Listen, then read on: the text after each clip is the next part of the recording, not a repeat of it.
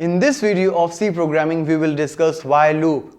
As in the previous video, we have already covered about the for loop where we observed some set of statements will get iteratively executed when you will use a for loop.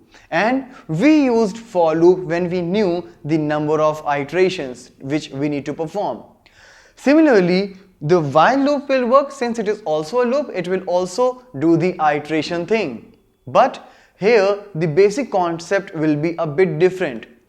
While loop will be used when we want to execute a loop as per the situation, as per the condition in a given program.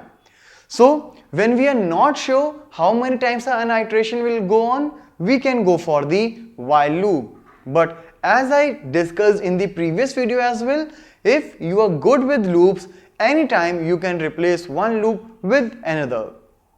For example, if right now I am here in tutorials point and I walk to my home. So if I know if I'll walk 1000 steps, I will reach my home. So this is a for loop kind of situation, like I know the number of steps I need to take. But if I'll say I will keep walking unless I reach my home. So this is something called a while loop, means I am not sure how many steps I am going to take, but yes, there is a condition like if I am at home once, I will stop walking. So this is your while loop. So repeatedly executes a set of statements as long as a given condition is true. So here you can see the control will it's a syntax like while, after that any condition like we have passed in if also, and then the conditional code. So it will keep on executing unless the condition is true. So here it's the flowchart. If the condition is false, or as soon as the condition is false, the loop will get terminated, but as soon as the condition is true, we will keep on executing this code block. So let's find the implementation of while loop practically. So here in the implementation of while loop, as I said, we will use while loop, or we should use while loop at the time when we are not sure with the number of executions. So here what I'm doing is I'll take a number from the user and later I'm counting the number of digits that number is. So if you will enter a 5-digit number, it will give you this particular number is a 5-digit number. So let's see what I have done here. So first of all, it's very simple. I have taken an user input. So using printf and scanf, I just gave a message and took the input.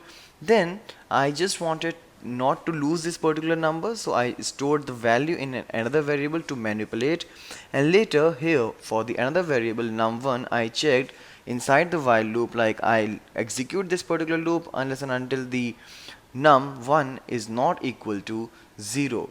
So here you can see the count variable is started from 0. So here whenever I'll get any number, I'll just increment the value by 1.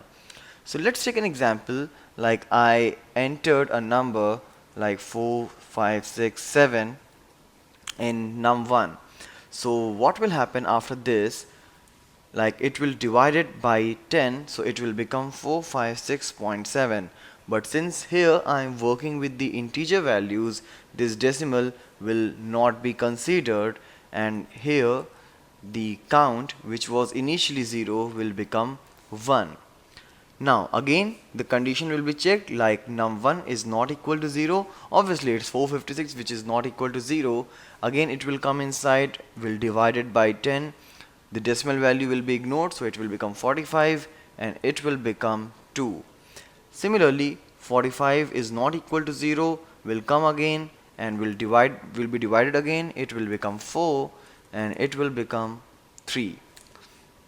And later when you will check for the last time, 4 is not equal to 0, you will come here again, you will divide 4 with 10, it will become 0.4. But as I said, decimal will not be considered, so it will be just 0 and it will be incremented by 1, so it will be 4. So next time when you will come here, num1 is 0, so num1 0 is not equal to 0, which is false. This loop will be terminated, and here I'll print the value of count, which is 4, and initially 4, 5, 6, 7 is a 0-digit number also. So let's enter that number 4, 5, 6, 7, and here I got 4567 is a 4-digit number. So even the same loop can execute for more times or less times. Like when I entered 3-digit number, 123 is a 3-digit number. So the execution is not fixed syntactically like for loop, but according to the situation it will manipulate itself. So this is how you can start working with the while loop.